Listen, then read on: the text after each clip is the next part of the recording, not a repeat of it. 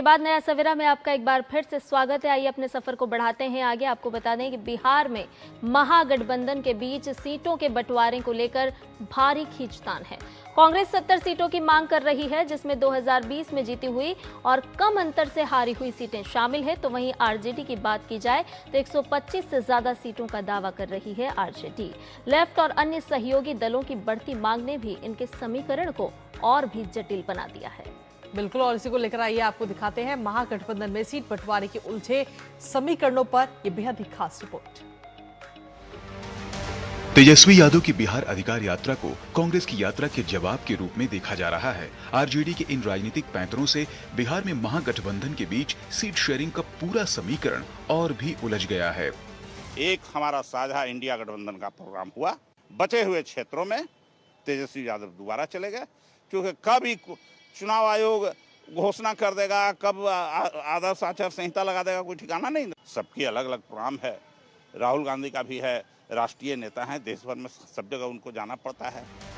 हालांकि कांग्रेस का कहना है कि महागठबंधन का एकमात्र लक्ष्य एनडीए को हराना है और इसके लिए वे समझौता करने को तैयार हैं। लेकिन पर्दे के पीछे सीटों की यह खींचतान और मुख्यमंत्री पद पर असहमति महागठबंधन की मुश्किलें लगातार बढ़ा रही है। जहाँ गठबंधन में है तो सबको तो कंप्रोमाइज करना पड़ता है ना। एक दो सीट तो आगे पीछे होते ही रहता है। ऐसा थोड़े है कि जो पिछले बार हुआ वही इस बार हो और जो इस बार हो रहा होगा जो आगे हो, ऐसी बात तो है नहीं। तो इसलिए कोई इस तरह के बातें नहीं है। अभी चल रही है चर्चा में, अभी मीटिंग हो रही है। आज भी दिल्ली में हम लोग का कांग्रेस पार्टी का बैठक है। इधर महागठबंधन का एक और महत्वपूर्ण घटक दल CPI-ML ने 40 विधानसभा सीटों पर अपनी दावेदारी पेश की है।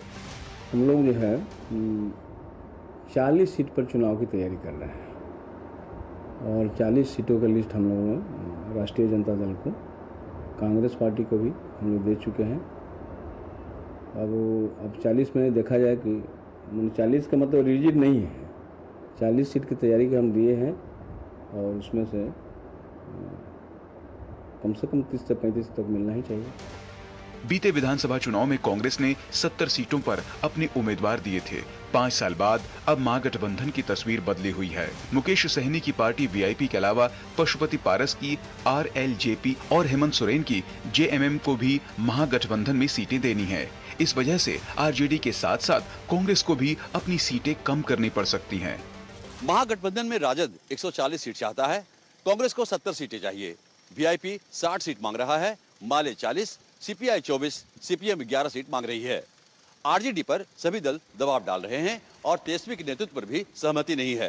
कांग्रेस का कहना है कि चुनाव के बाद तय होगा कि CM फेस कौन होगा। कैमरामैन विनय तिवारी के साथ कुमार आलोक, DD न्यूज, पटना।